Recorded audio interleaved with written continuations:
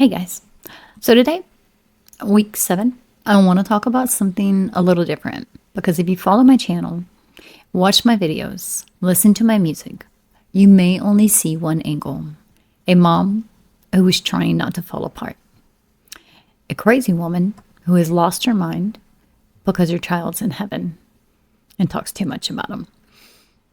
Although that's true, yes. But if you've ever lost a child yourself, you may also identify this as survival mode. It has only and has already been at the same time a little over a year since February 18th, 2025, when my son, Kody, went to live his best life now, as my youngest says, with Jesus. So this week, I want to introduce myself, my Kody, and the God who was there before I even knew how to call him by name. Because a majority of people that follow me don't even know me. And this, right here, is my son Kody. And this is our life. This is just a glimpse of my son. Our love of almost 24 years, 8,878 days of woven life together. And as I begin, I'd like to share a little bit in the background of some things that I transform into what can only be described as music, right? Things that my heart just doesn't know how to say quite yet. So let's begin formulating. My name is Vicky, and I am here to testify to the living God. Not the soft version, not the God that people only see when life turns out the way that they wanted. Not the one who only feels holy when prayers are answered in the form our heart can survive. I'm here to testify to the real Jesus Christ. The Jesus who rescues, the Jesus who delivers, the Jesus who saves from hell that nobody can see, the Jesus who does not stop being Lord even when our understanding breaks, Jesus who is faithful to me and faithful to my son, the Jesus that does not step back and leave you when everything and everyone else does, the God who stays whether you want him there at that moment or you're still angry at him because your child is no longer with you. That is how I'm still talking to you today, because I know who I was before Jesus, and I know what he did for me. Before Jesus saved me, I lived in darkness that should have destroyed me.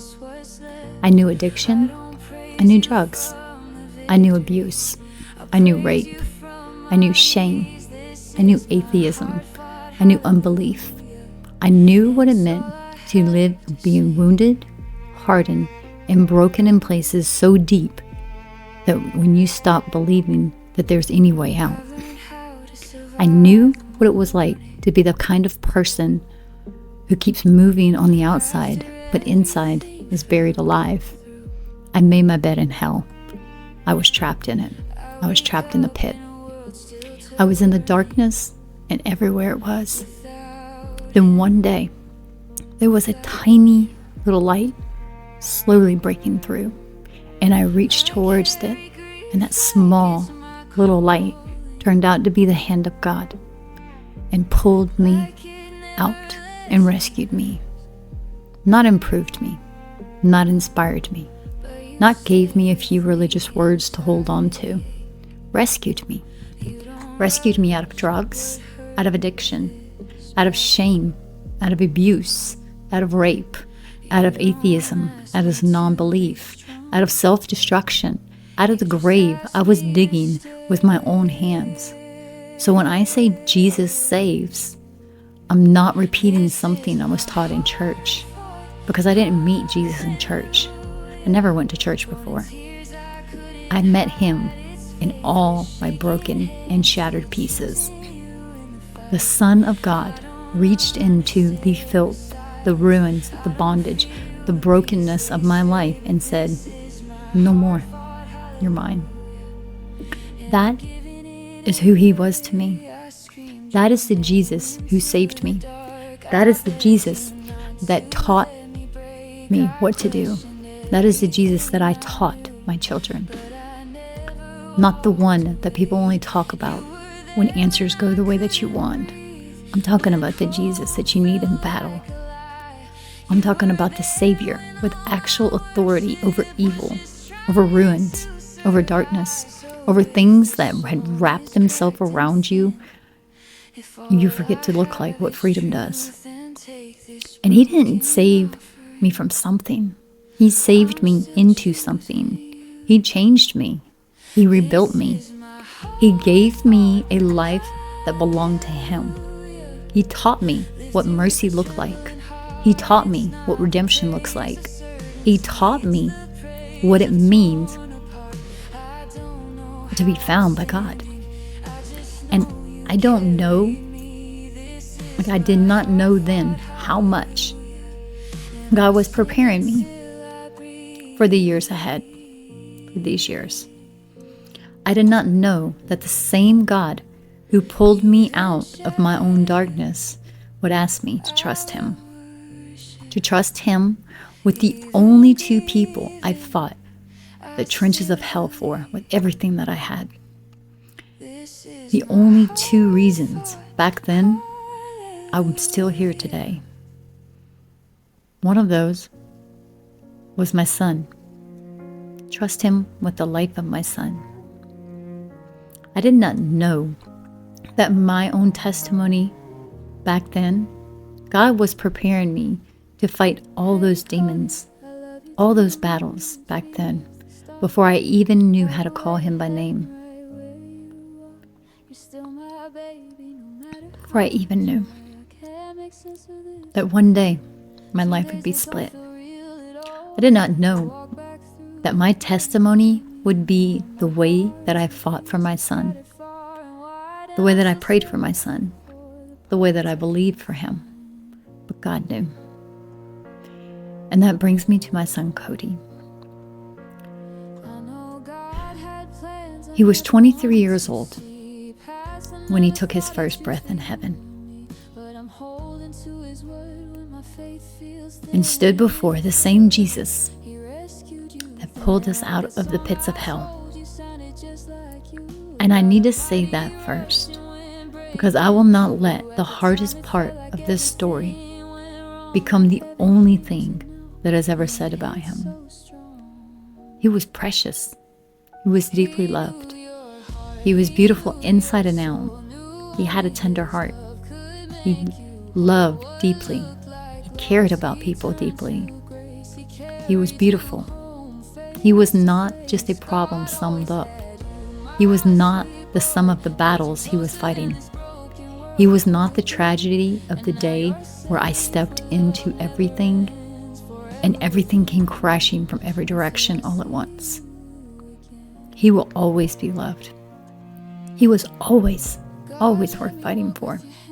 He mattered from the first day of his life to the last day he took here on earth. And always and forever for me, no matter where he's at, even in the places I can't reach. God gave me the privilege of knowing not only the beauty of who my son was, but also the depth of what he carried. I saw things in him that other people just didn't understand. I saw how deeply he felt. I saw the battles. I saw the pain. I saw the struggle for him to hold himself together. I saw places where life was harder on him than I will ever allow anyone to know. I wanted him safe. I wanted him healed. I wanted his mind at peace. I wanted joy back in his life. I wanted freedom. I wanted wholeness. I wanted to watch him live and grow up. I wanted to watch him be happy again. I wanted God to restore what pain had torn through. And the reason I believe that I prayed so intensely for my son, because I knew that same Jesus and what he'd done for me. I knew what rescue looked like. I knew what it looked like when Jesus stepped into the ruins. I knew what it meant for when chains started breaking. I knew what it meant when God began to draw a person out of darkness. So when I saw God moving in my son, I recognized it. And that's something I need to say clearly. I didn't imagine a change in my son's life. I witnessed it. I saw him drawing him closer. I saw God reaching deeper. I saw God softening him. I saw God working in him. God was allowing healing in places that mattered, that only he could see. God was letting me walk beside my son through that season. And that's one of the deepest honors of my life. I was standing right there. I wasn't looking at him from a distance. I was walking with him, talking with him, praying with him, believing with him, watching him try, watching him seek, watching him want to be healed, watching him hunger for peace, watching him reach for things that could bring peace back in his life. I was watching the change. There was hope. There was evidence that God was doing something real. There was a light back in my son's eyes. And for me, that part matters deeply, because I will not let the devastation that came that day erase every sacred thing that God was already doing in my son. I will not let the unbearable grief rewrite the story backwards, as if God was not present, because God was present. He was moving. He was working. He was rescuing. He was reaching. I seen that. I got to witness that. I knew what mercy looked like. I knew what it was to need Jesus in a way that no human could understand. I knew what it meant to be reached places that nobody else seen. So when I prayed for my son, I did not pray from an idea. I prayed from testimony. I prayed from rescue. I prayed as a mother who had already been brought out of the darkness to the same Christ she was asking now to save her son.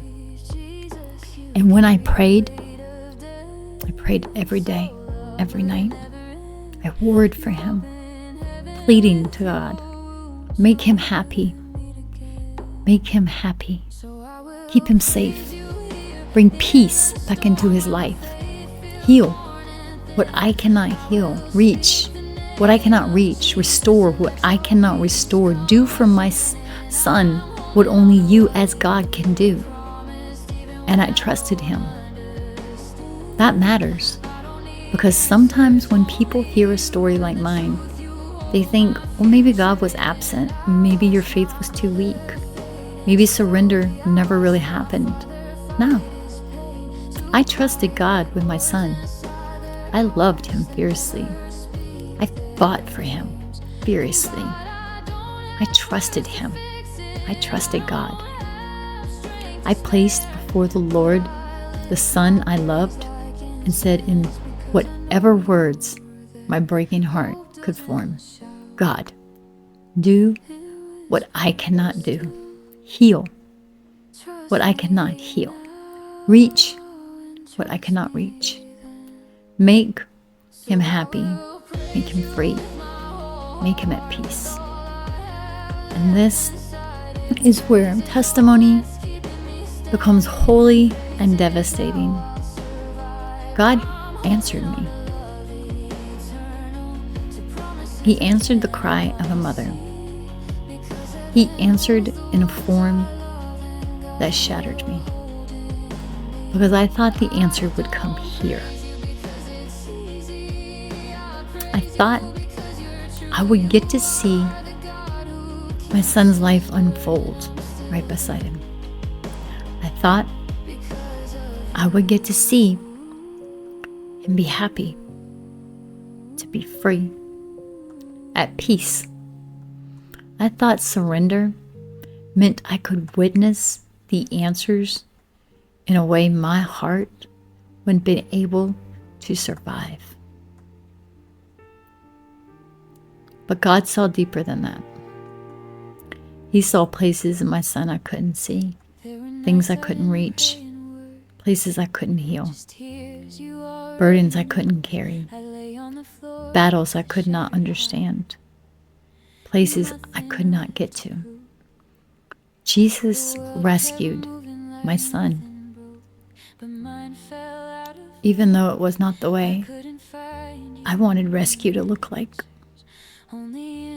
That's one of the deepest truths I'll ever speak. He answered it from wisdom higher than mine, from mercy deeper than mine, from sight greater than mine.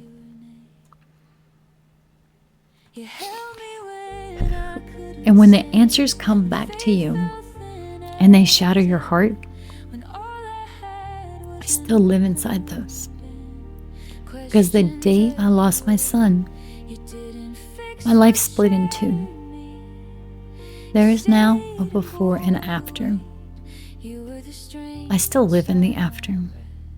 And it's not just sadness. It's not just memory. It's not just a wound you mention when the right subject comes up. It's a rearranged life. The life you never planned for. It's grief in everything you do. The silence, the ordinary moments, the waking up, the going to sleep, the text. I still miss my son every day. Every single day. I still carry him every single day. I still hold on to things for him. I still talk to him, text him, tell him I love him to the moon, trees, and the stars. Kiss him. Oh, kisses to heaven. Wait for the kisses to come back. The grave did not cancel my love. Heaven did not cancel me being a mother. I'm still his mother. And I need to say that because this testimony is not about moving on as love ended. It did not end. It did not change form. It became ache, memory, devotion, waiting, longing, and daily carrying somebody that was woven into every ounce of being. So this is not tidy. This is me surviving. I still have questions. I still don't understand. I'm still shattered. None of this makes sense. But none of this means that God is unfaithful. My grief does not make Jesus false. My answers to my questions that I'll never get does not mean he was not there. God did not fail me. God did not fail my son. And that matters because people can hear that they lost their child and automatically think something was wrong. But he did not fail. He just answered me in a way that shattered.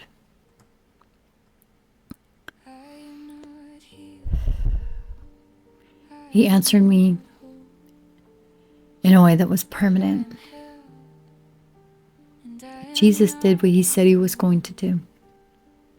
He saved my son. He did not fail me. He did not abandon him. Jesus heard my son cry in the night. And even though everything broke inside of me, Jesus never left. He never left.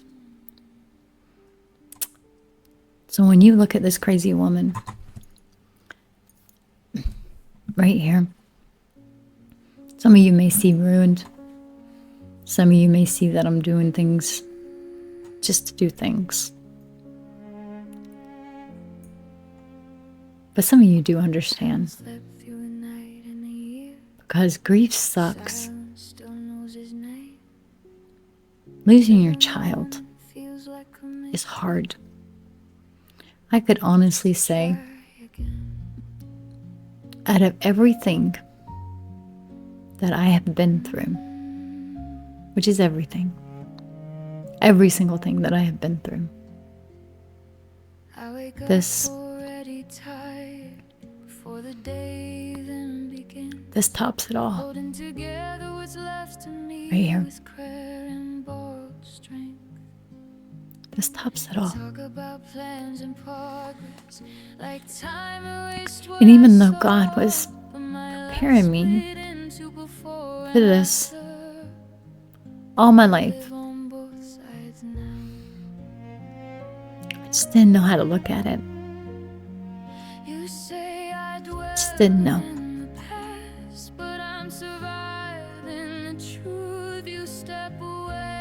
So I will still stand here and say God is still God. Jesus saved my son in places that I could not save him. And my son is living his best life now, even though this hurts like hell.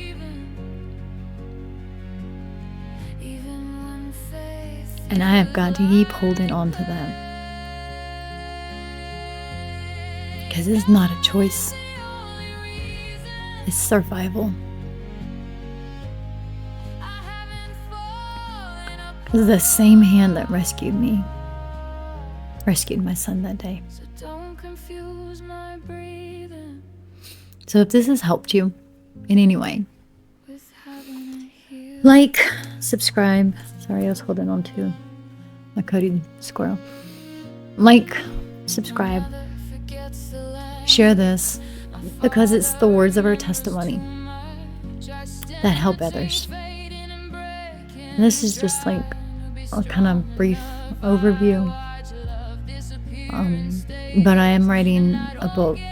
It's a pretty extensive book about the battles, the struggles, the things, the life, all that stuff, my son's life. So it's like a blended testimony on there, because I made my son a promise and told him that I would tell my testimony.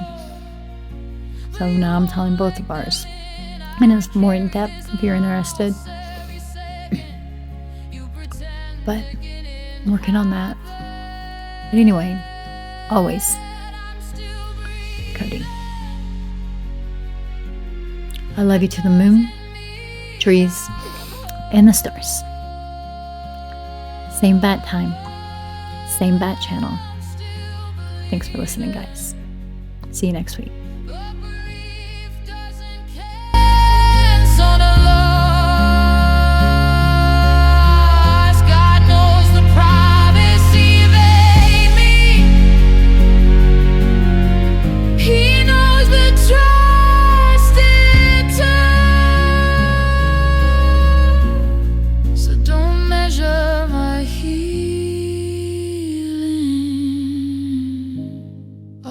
Strong I look. Jesus, you saw what I saw. You know the cost of surrender. You asked if I trusted you, and I did forever. I didn't know the answer would look like goodbye. But I will trust you with my questions until the day I arrive.